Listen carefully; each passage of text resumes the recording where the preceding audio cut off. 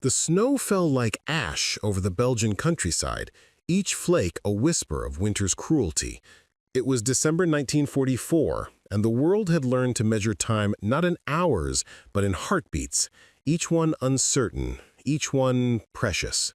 The barn where they huddled stood at the edge of a forest that had seen too much blood, its wooden beams groaning under the weight of war's endless winter.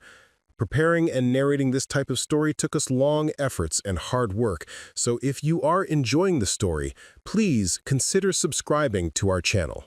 Greta Hoffman pressed her back against the cold wall, her Red Cross armband barely visible beneath the grime and mud that covered her uniform. She was 23 years old, though her eyes carried decades more.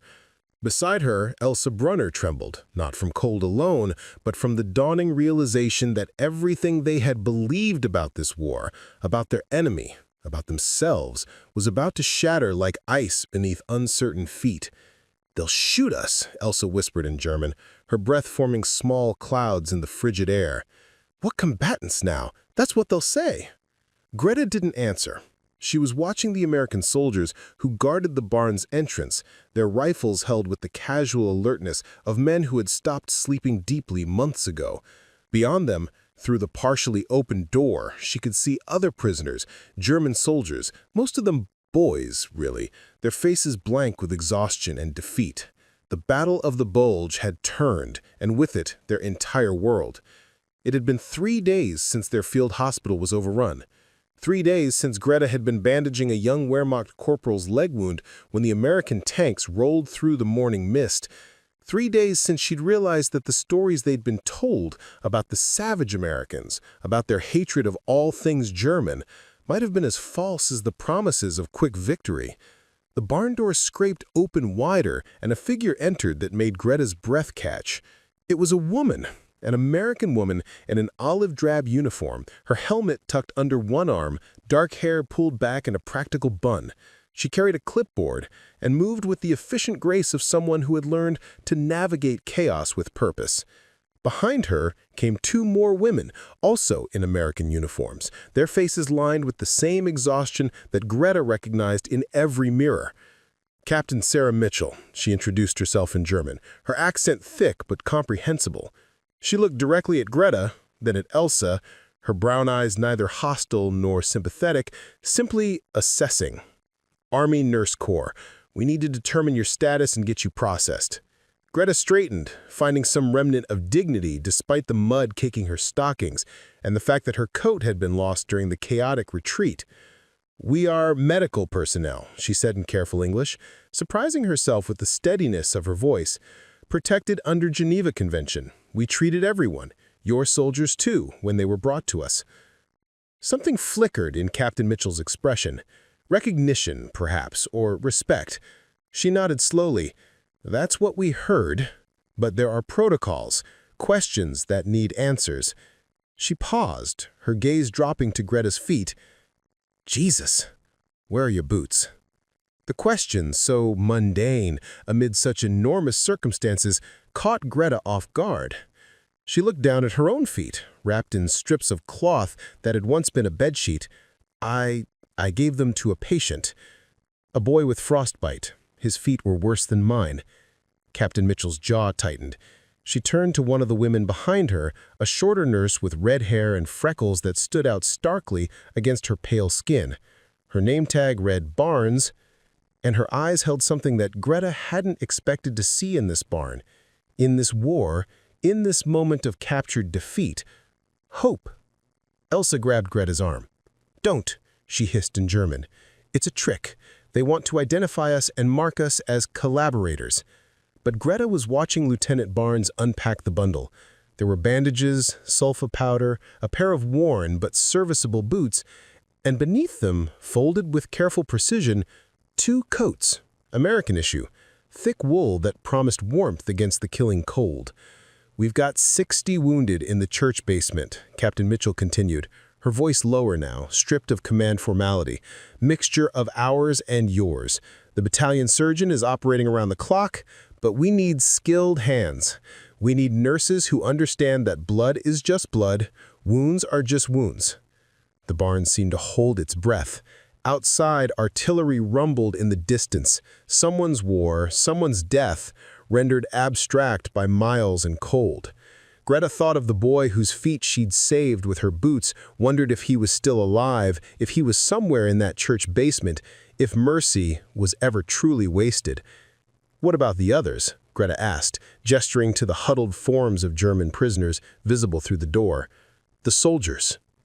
"They'll be processed, sent to POW camps, fed, sheltered, treated according to the rules." Mitchell's expression hardened slightly. "Better than your army treated ours, better than you treated—" She stopped, swallowing whatever words had been rising. "Look, I don't care about politics. I care about keeping people alive. That's my job. That's your job too, isn't it?" Greta felt the weight of the question, the impossible choice it represented. To help would be betrayal in some eyes, collaboration with the enemy. To refuse would betray something deeper, the oath she'd taken when she'd first pinned on her nurse's insignia, the promise to serve the suffering without distinction. She reached for the boots. Her hands shook, but not from the cold. Lieutenant Barnes stepped forward, and in a gesture that would replay in Greta's memory for decades to come, she removed her own coat, the thick, warm coat that meant survival in this merciless winter, and held it out to Elsa, who stood frozen in disbelief. "You can't," Elsa breathed. "You need—" "I've got a sweater underneath, and I'll be inside working," Barnes said quietly. "You've been standing in this barn for 3 days. Take it, please." The coat hung between them, an offering that transcended policy and propaganda, that spoke to something older than nations, the simple recognition of one shivering human by another. Greta watched as Elsa's hands slowly, tremblingly reached for the wool. She watched as her friend's face crumpled, as tears cut tracks through the dirt on her cheeks, as the coat settled around her shoulders like an absolution she hadn't known she needed. Captain Mitchell handed Greta the boots. They were worn at the heels, the leather creased and scarred, but they were warm and solid and real. "The church is a 1/4 mile up the road. Come when you're ready, or don't. The choice is yours." She turned to leave, then paused. "For what it's worth, we found your medical records. You treated 32 American POWs over the past 6 months. Saved most of them. That matters.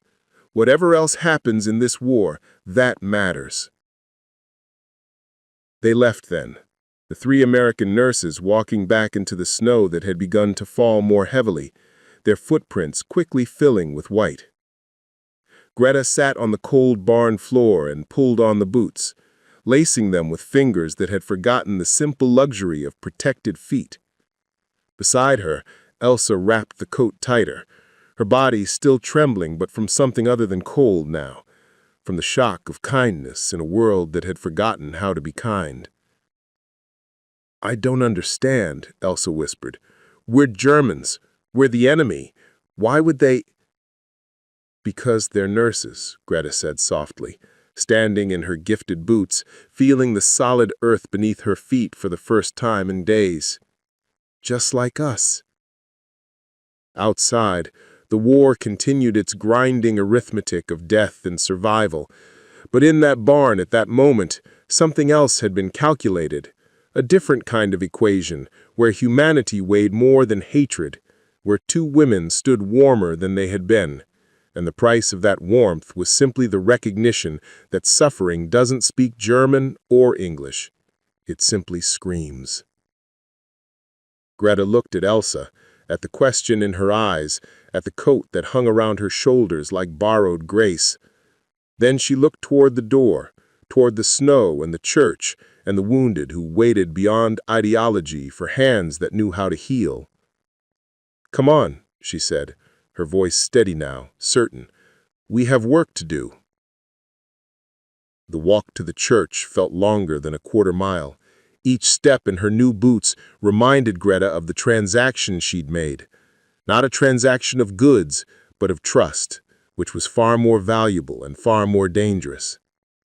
Elsa walked beside her, the American coat pulled tight against the wind that cut through the Belgian countryside with razor precision.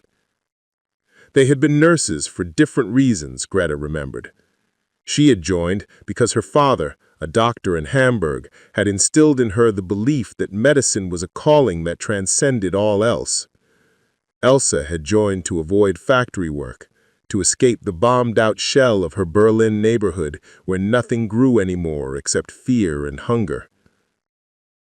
Greta thought back to the field hospital outside Aachen, before the retreat, before everything fell apart. She remembered a morning in October when a convoy of American prisoners had been brought in, their faces gray with pain and shock.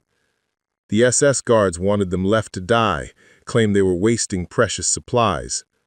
But Colonel Hartmann, the chief medical officer, had been a different kind of German, the kind who still believed that some laws were older and more sacred than the ones written in Berlin. "We treat everyone," he said, his voice like iron wrapped in frost. "That's what separates us from animals." She had worked on those American soldiers, young men with Kansas accents and Brooklyn attitudes, men who flinched when she approached, expecting cruelty, finding instead careful hands and sulfa powder and whispered reassurances in broken English. One of them, a sergeant with a shattered leg, had looked up at her with tears streaming down his face. "Why?" he'd asked. "Why are you helping me?" She hadn't known how to answer then. She had simply done the work, set the bone, administered the morphine, and moved to the next bed. But the question had haunted her through the weeks that followed, through the chaos of retreat and the terror of capture. Why did she help? What remained of principle when everything else had been consumed by war's appetite? The church rose before them, its stone walls scarred by shrapnel, its stained glass windows blown out and covered with canvas that snapped in the wind. American soldiers stood guard at the entrance, their eyes tracking Greta and Elsa with wary assessment. But when they showed the note Captain Mitchell had given them, a hastily scrawled authorization, the guards stepped aside. Inside, the church had been transformed into organized chaos. The pews had been pushed against the walls, and in their place lay row after row of wounded men, on stretchers, on blankets, on the cold stone floor. The smell hit Greta first, blood, an antiseptic, and the sweet rot of gangrene, mixed with the metallic tang of fear sweat. It was the smell of every field hospital, universal and terrible. Lieutenant Barnes appeared beside them, her face drawn with exhaustion. Up close, Greta could see she was younger than she'd first appeared, perhaps 21, with the freckles of someone who'd spent summers on a farm before the world caught fire. She still wore only her sweater, and Elsa instinctively tried to return the coat. "Keep it," Barnes said firmly. "I meant what I said. Come on, I'll show you where you're needed most." She led them down makeshift aisles between the wounded, providing rapid briefings as they walked. "We're triaging based on survivability. The critical cases go to surgery in the basement. Colonel Peterson is operating now. Stable cases get monitored here. We're low on plasma, almost out of morphine, and we're improvising most of our antiseptics." Greta's trained eye cataloged the wounded as they passed, an American corporal with chest bandages soaked through with blood, his breathing shallow and rapid. A German lieutenant with both legs splinted, his face turned to the wall. A French civilian caught in the crossfire, her abdomen wrapped in bandages that were too white, too clean, meaning internal bleeding they couldn't address. Two British commandos who'd somehow ended up in this collection of casualties, playing cards on a stretcher with hands that trembled from shock. Here, Barnes stopped at a section where 5 patients lay in various states of distress. "These men need wound dressing changes, vitals monitored, and emotional support. 2 are yours, 3 are ours. I'm guessing you won't care which is which." She was right. Greta looked at the faces, young, old, terrified or resigned, and saw only patience, only the work that needed doing. She knelt beside the nearest bed, where a German private, no more than 19, lay with his arm heavily bandaged. "Was ist dein Name?" she asked softly. "Klaus," he whispered, his eyes widening in recognition of his own language. "Klaus Hoffman. Are you German? Really German?" "Really German," she confirmed, gently unwrapping his bandages. The wound beneath was clean, recently debrided, showing none of the angry red streaks of infection. Someone, one of these American nurses, had done excellent work. "You're healing well. The Americans have been taking good care of you." Klaus's face crumpled. I thought they told us the Americans would torture us, leave us to die, but the nurse, the one with red hair, sat with me all night when I had a fever. Sing to me in English. I didn't understand the words, but..." He trailed off, unable to articulate the confusion of receiving compassion from those he had been taught to hate. Greta understood. She was living that same confusion, feeling it in the weight of the boots on her feet, in the warmth that Elsa's borrowed coat represented. She cleaned Klaus's wound with gentle efficiency, applied fresh bandages, and moved to the next patient. An American sergeant with a gut wound that had been expertly closed, the sutures neat and even. "German handiwork?" she asked Barnes, who was working on the patient beside her. Barnes nodded. "Your surgeon, before you were captured, he operated on 6 of our guys. Saved 4. Send them back with medical notes detailing the procedures, recommendations for follow-up care." She paused in her work. "We found one of the notes. It said, 'These are someone's sons. Please take care of them as I have tried to do.'" Greta's hand stilled. Colonel Hartman. It sounded exactly like something he would write. She wondered if he was still alive, if he'd been captured too, if mercy had protected him or doomed him in the chaotic final days of the German offensive. The hours blurred together. Greta and Elsa fell into the rhythm of the work, that timeless pattern of assess, treat, comfort, move to the next. They worked alongside American nurses whose names they learned: Margaret, who'd been a teacher in Ohio; Dorothy, who spoke some German from her grandmother; young Private First Class Turner, who was barely trained but whose hands were steady and sure. Somewhere around midnight, Captain Mitchell appeared with a tray of coffee and bread. Real coffee, not the chicory substitute Greta had been drinking for years. The smell alone was a luxury that made her throat tight. "Eat," Mitchell ordered, setting the tray on an empty pew. "Both of you, you've been working for 8 hours straight."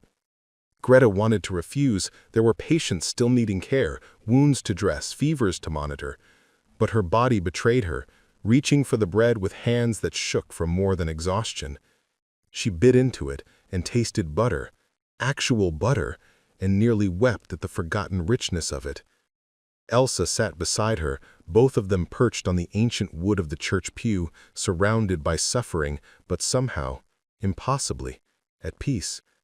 They drank the coffee in silence, letting the warmth spread through them like absolution. "Your work is good," Mitchell said quietly, sitting across from them. She'd removed her helmet, and her dark hair fell in tired waves around her face. "Lieutenant Barnes told me about Klaus, how you calmed him. Private Turner said you showed her a better technique for abdominal wound drainage. You're not just nurses. You're damn good nurses." Greta met her eyes. "You treated our wounded well, before we came. That was not what we were told to expect." Mitchell's laugh was bitter and short. "I'm sure it wasn't. Just like we were told you people weren't really human. They were monsters who deserved whatever happened to them." She looked around at the church full of wounded men, German, American, British, civilian, all bleeding the same red, all crying out in the same universal language of pain. Turns out, propaganda is easier to believe when you don't have to look people in the eye, when you don't have to hold their hand while they die. The words hung in the cold air.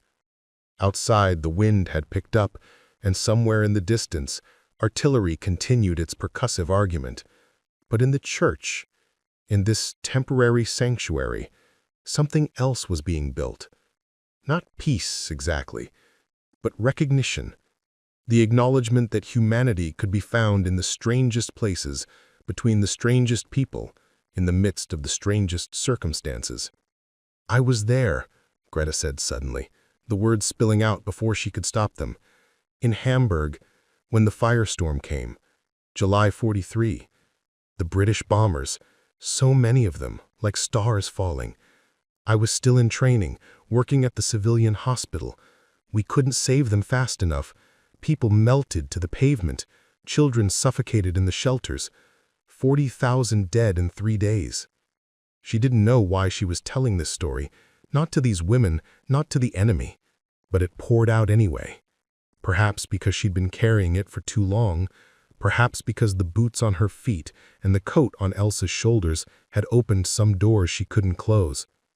"I hated the British after that. Hated the Americans who would do the same. I thought you were all monsters, that the war would only end when we made you understand how much suffering you had caused." She looked down at her hands, at the borrowed boots, at the contradiction of her existence. "But then I started working on the prisoners, your soldiers, and they were just boys. Terrified boys who wanted to go home, who carried pictures of sweethearts, who cried for their mothers when the pain got too bad." Mitchell was quiet for a long moment. When she spoke, her voice was rough with emotion held barely in check. "I was at Normandy, the beach, D-Day +2. I waded through water that was pink with blood, set up an aid station in a shell crater, and worked for 36 hours straight while men died faster than we could count them. I looked at Greta with eyes that had seen too much, remembered too much. I hated every German soldier who pulled a trigger that day, everyone who laid the mines, called in the artillery. I thought I could never forgive, never see you as anything but the enemy." "What changed?" Elsa asked, her voice barely a whisper. Mitchell gestured to the church, to the wounded, to the impossible mixing of nations and pain and healing. "This, every day of this, realizing that hatred is heavy and I was tired of carrying it. Realizing that if I couldn't see the humanity in my enemy, I'd lose my own." She stood, picking up her helmet. "Get some rest, both of you. There's cots in the back room, and I want you fresh for morning rounds. We've got a supply truck coming in, and I'll need your help distributing medications." She walked away, leaving Greta and Elsa sitting in the silent church with its breathing wounded and its quiet revolution of mercy. They finished their coffee, savored the last crumbs of bread, and felt the weight of what they'd witnessed, what they had participated in, what impossible bridge they'd begun to cross. Later, lying on a cot in a back room that smelled of old incense and new canvas, Greta stared at the ceiling and thought about choices, about the boy's feet she'd saved with her boots, about the American nurse who'd given Elsa a coat, about Colonel Hartman's note, "These are someone's sons," about humanity as an act of defiance against war's grinding machinery. Beside her, Elsa whispered into the darkness, "When this is over, when we go home, if we go home, what do we tell them? How do we explain what happened here?" Greta had no answer. She only knew that she was warm for the first time in days, that her feet were protected, that tomorrow she would rise and dress wounds without asking nationality first, that somewhere in the mathematics of war this had to count for something. These small acts of recognition, these gestures of shared humanity against the howling dark. "We tell them the truth," she finally said. that we were captured, and instead of cruelty, we found kindness, that we were given coats and boots and bread and coffee, that we worked beside the enemy and found they were just as tired, just as scared, just as determined to save lives as we were." She paused. "And if they don't believe us, that's their failure, not ours." Outside, the snow continued to fall, covering battlefields and graves with democratic impartiality. Inside, 2 German nurses slept in American-issue boots and coats, dreaming troubled dreams of homes they might never see again, of a world that might never make sense again, of humanity discovered in the most unlikely place, in the hands of the enemy who chose mercy over vengeance, compassion over hatred, and in doing so proved that even in war's darkest hour, some light still remained. The supply truck arrived at dawn with more than just medical supplies. It brought news of the war's progress. The German offensive was collapsing, the Allies pushing forward again, the end coming closer with each mile of reclaimed territory. But it also brought complications in the form of a colonel from division headquarters, a man whose uniform was too clean and whose face carried the certainty of someone who'd never had to hold a stranger's intestines in place while praying for evacuation. Colonel Prescott stood in the church nave, surveying the mixed population of wounded with visible distaste. "This is irregular," he announced, his voice echoing off stone walls. "German medical personnel should be segregated, sent to the POW processing center." Captain Mitchell, who'd been checking Klaus's arm wound, straightened slowly. Her exhaustion was visible in the dark circles under her eyes, but her spine was steel. "Sir, with respect, these nurses have been instrumental in maintaining patient care. We're understaffed, and they're trained professionals who've worked without complaint for 4 days straight." "That's not the point, Captain." Prescott's tone suggested he felt explaining was beneath him. "Fraternization with enemy personnel is prohibited. It sends the wrong message to our troops." Greta, who'd been administering medications at the far end of the church, felt her stomach clench. She'd known this moment would come, the inevitable collision between the small mercy they'd found and the larger machinery of military regulation. She watched as Mitchell's jaw tightened, as Lieutenant Barnes stepped closer to her captain in silent support. "Sir, these women saved American lives," Barnes said, her voice steady, despite the tremor Greta could see in her hands. "They stayed when they could have fled. They've treated our men with the same care they gave their own."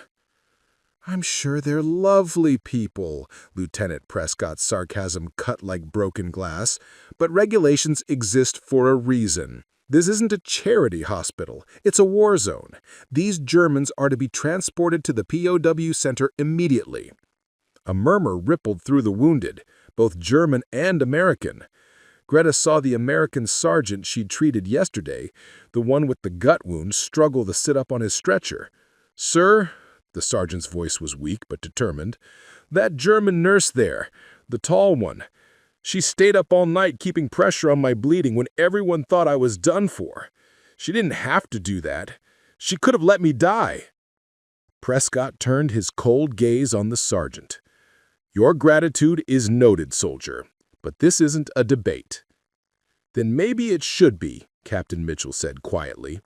The church fell silent. Every eye turned to her, patients, nurses, guards, and the colonel whose authority she was challenging. "Sir, we took an oath to care for the sick and wounded. It didn't specify nationality. These nurses honor that same oath. Sending them away now, when we're still critically short-staffed, when they've proven their skill and dedication, that's not military efficiency, that's just cruelty." The word hung in the air like an accusation. Prescott's face reddened. "You're dangerously close to insubordination, Captain." "Yes, sir, I probably am. But I'm also right, and you know it." The standoff stretched, taut as wire. Greta felt Elsa's hand find hers, squeezed tight. They'd both known this fragile sanctuary couldn't last. Nothing in war ever did, but they'd hoped, foolishly perhaps, for a little more time, a little more proof that humanity could survive in even the harshest soil. It was young Klaus who broke the silence, his voice cracking as he struggled to speak from his bed. "Captain Hoffman saved my arm. The American doctor said it should come off. The infection is too bad. But Captain Hoffman said no. Said she could save it if she could try a new treatment she'd learned. Worked all night on me." Tears streamed down his face. "Please, don't take her away. She's the only good thing that's happened since I got shot." Other voices joined his, German and American, mixing together in a chorus of protest that would have been unthinkable days before. A British commando spoke up about Elsa's skill with burn treatments. Private Turner talked about the technique Greta had taught her. Even the French civilian, who spoke no English, gestured emphatically at her healing abdomen wound, at the German nurse who'd sat with her through 3 nights of fever. Colonel Prescott looked around at the rebellion he'd inadvertently sparked. Greta could see him calculating, weighing regulations against reality, principle against practicality. Finally, his shoulders dropped a fraction of an inch. 48 hours, he said curtly. They can stay 48 more hours while we bring in replacement staff from the field hospital at Bastogne. After that, they go to the POW center for proper processing. And Captain Mitchell, you and I will be having a longer conversation about chain of command when this is over. He left, his departure feeling more like retreat than victory. Mitchell sagged slightly, the adrenaline of confrontation draining away, leaving only exhaustion. Barnes moved to support her, and Greta saw in that gesture the same bond she shared with Elsa, the connection forged between those who face death together and choose life anyway. The next 48 hours blurred together in a marathon of care. Greta and Elsa worked as if trying to justify their existence, to prove through sheer competence that mercy hadn't been wasted on them. They taught the American nurses techniques learned in German field hospitals, better methods for cleaning abdominal wounds, ways to improvise drainage tubes, tricks for keeping patients calm during painful procedures without wasting precious morphine. In return, they learned from Mitchell and Barnes and the others, discovered American innovations in blood transfusion, in shock treatment, in the psychological care of traumatized soldiers. It was an exchange of knowledge that should have been impossible, enemies trading secrets that could save lives on both sides of the battle lines. On the second morning, Greta was changing bandages on a young American corporal when he grabbed her wrist gently. "I have to ask," he said, his southern accent thick with curiosity, "how did you end up here? How does a German nurse end up captured and working in an American aid station?" She sat back on her heels, considering how to answer. "I ended up here the same way you did. I followed orders, did my duty, and then the war changed direction faster than any of us could run." She finished tying off his bandage. "But the real question is, why are we still here? Why did those American nurses give us coats and boots instead of contempt? Why did you all defend us to that colonel?" The corporal thought about it, his young face serious. "I guess because you treated us like people, not like enemies. Hard to hate someone who's keeping you alive, who sits with you when you're scared, who holds your hand when you cry for your mama. My mama would have liked you. She was a nurse too before the war.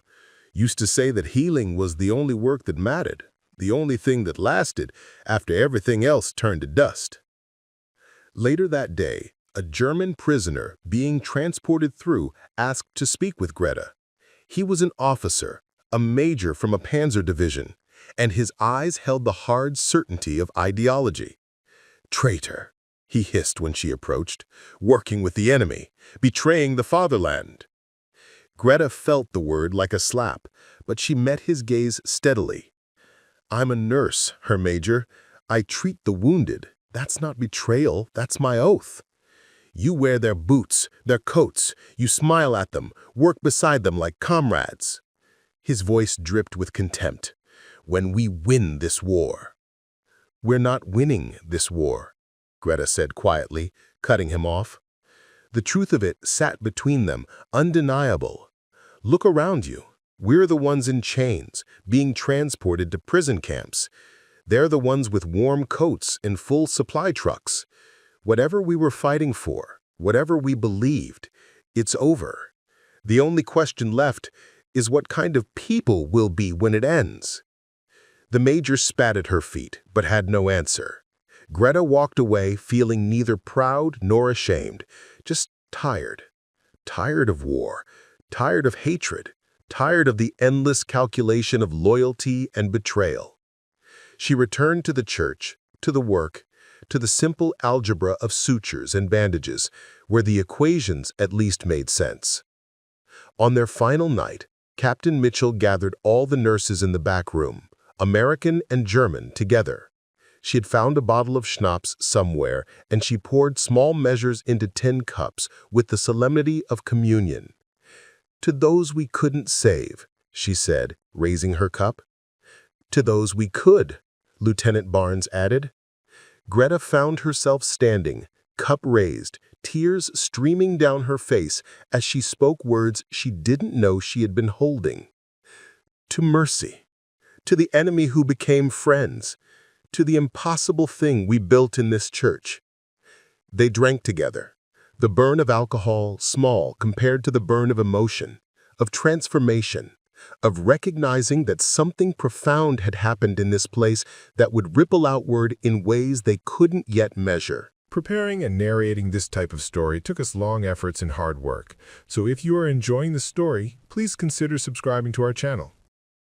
Elsa pulled Greta aside as the others talked in small groups. "I'm afraid," she whispered. "Tomorrow we go to the POW camp.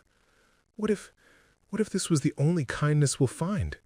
What if everything after this is just cruelty and punishment?" Greta had the same fear, but she squeezed her friend's hand and tried to sound braver than she felt. "Then we carry this with us. We remember that it happened, that for a few days in a church in Belgium, we were seen as human beings by people who had every reason to hate us. We remember that kindness is possible, even here, even now." She looked down at the boots on her feet, still warm, still solid. "And we try to be the kind of people who give away coats and boots when we have them to give." The next morning came too quickly. A truck arrived to transport Greta and Elsa to the POW processing center. The wounded who could stand lined up to say goodbye, German and American together, shaking hands, embracing, crying without shame. Klaus pressed a small wooden cross into Greta's hand, carved from a piece of the church pew during his recovery. "So you remember," he said, "so you can tell people after the war that this happened." Captain Mitchell and Lieutenant Barnes walked them to the truck. In the cold morning light, their exhaustion was visible, but so was something else, a kind of peace that came from knowing they'd done the right thing, even when it was hard, even when it complicated the simple narratives of war. "Keep the boots," Mitchell said when Greta tried to return them. "You'll need them where you're going." "Keep the coat," Barnes told Elsa, her voice thick with emotion. They embraced then. Enemies, allies, nurses, women who'd found each other in the darkest place and chosen light. Greta climbed into the truck, Elsa beside her, and watched through the canvas flaps as the church grew smaller, as the faces of the people who'd saved them and whom they'd saved in return faded into the snow and distance. But the warmth remained. In the boots on her feet, in the memories in her heart, in the wooden cross in her pocket, in the impossible truth that mercy could bloom even in war's frozen ground, and that sometimes the enemy's greatest gift was simply seeing you as human and treating you accordingly. The POW camp was everything the church hadn't been: cold bureaucracy, barbed wire, and the weight of regulations that reduced human beings to numbers on a roster. But Greta and Elsa carried their church memories like talismans, and more surprisingly, they carried proof: the boots, the coat, the wooden cross. Physical evidence that mercy had existed, that it might exist again. 3 months later, when the war finally ended and they were processed for repatriation, a Red Cross official noticed the American-issue boots Greta still wore, now patched and worn, but still functional. "How did you get those?" he asked suspiciously. Greta told him the story: the church, the nurses, the coats and boots shared when they could have been left to freeze. The official listened with the skepticism of someone who'd heard too many lies, but he wrote it down anyway. And somehow, impossibly, that report made its way to Captain Sarah Mitchell, who was processing her own discharge papers in a hospital in Paris. Years later, in 1952, Greta received a letter postmarked from Ohio. It was from Captain Mitchell, now simply Sarah, who'd tracked her down through Red Cross records and persistent inquiry. The letter was simple. "Dear Greta, I think about that church often, about the impossible thing we built together. I became a nurse because I wanted to save lives, but you taught me that sometimes the most important life to save is your own humanity. I hope you're well. I hope Germany is healing. I hope you're still giving away your boots when someone needs them more. Your friend, Sarah." Greta wrote back, and the correspondence continued for decades. 2 nurses, former enemies, sharing stories of the peace they'd both struggled to adjust to, the nightmares that didn't end with the war, the small acts of kindness they'd tried to perform in memory of what they'd learned in that Belgian church. In 1985, Elsa died of cancer, still wrapped in the American coat she'd kept for 40 years, its wool thin and moth-eaten, but precious beyond measure. At her funeral, Greta told the story one more time, of capture and compassion, of boots and coats, of the enemy who'd chosen mercy when cruelty would have been easier. The young people listening, German grandchildren who'd grown up in prosperity and peace, could barely comprehend it. War seemed distant to them, mercy less a radical act than a simple expectation. But Greta saw one young nurse in the crowd, her granddaughter Hanna, whose eyes held understanding. After the service, Anna approached her. "Oma, do you still have the boots?" Greta smiled. "No, I wore them until they fell apart, then I gave what remained to a museum. But I have this." She pulled out the wooden cross Klaus had carved, still smooth from decades of handling. "And I have the memory. And most importantly, I have the lesson, that our enemies are only people we haven't learned to see clearly yet." When Greta died in 1989, the Berlin Wall was falling, and the world was learning again that old hatreds could crumble, that former enemies could become friends, that mercy was stronger than vengeance if given the chance to prove itself. At her funeral, Anna read from a letter Sarah Mitchell had sent 40 years earlier. "We built something impossible in that church, a bridge between enemies, constructed from bandages and borrowed warmth. Every coat given away, every boot shared, every hand held across the lines of war, they all matter. They all count. They're all proof that humanity survives even when we try our hardest to kill it." The story lived on, told by nurses to nurses, by granddaughters to their children, by historians who found it in archives and marveled at the small revolution that had occurred in a Belgian church. It became a teaching story in medical schools, an example in ethics classes, a reminder that the oath to heal transcends all other oaths, even those sworn to nations at war. And somewhere, in museums and memory boxes and cherished family collections, the artifacts remained: worn boots, a threadbare coat, a wooden cross carved in gratitude. Physical proof that once, in the darkest winter of the 20th century's darkest war, 2 German nurses were captured and shocked to discover that their American enemy gave them coats and shoes, and in doing so, gave them something more precious: the gift of being seen as human when they'd expected to be treated as merely defeated. The lesson endured, simple and profound, that mercy costs us something, warmth, comfort, security, but what it gives back is immeasurable. That enemies are often just people who haven't been given the chance to be anything else. That the smallest acts of kindness in the cruelest times matter most, echo longest, and prove that even in war, some part of us remains stubbornly, beautifully human. Preparing and narrating this type of story took us long efforts and hard work. So if you are enjoying this story, please consider subscribing to our channel.